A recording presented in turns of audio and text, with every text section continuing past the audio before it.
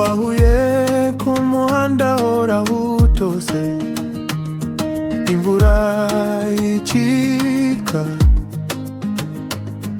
uraseka gahoro warafashe amaboko yanje bucece, uti ndagukunda simbivuga byinshi.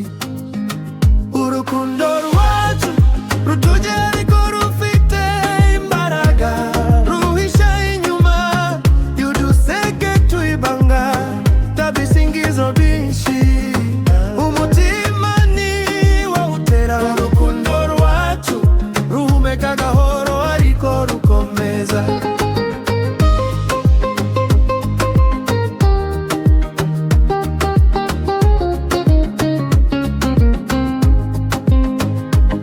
Iyo twicaye tugacecetse rimwe, amaso yawe abira birenze amagambo, umpa ikawa zana agaseke k'imbuto, tugaseka ubusa ariko mutima wuzuye. Urukundo rwacu rutuje ariko rufite imbaraga, ruhisha inyuma y'uduseke tw'ibanga, tabisingizo byinshi, umutima ni wawutera. Urukundo rwacu ruhumeka gahoro ariko rukomeza.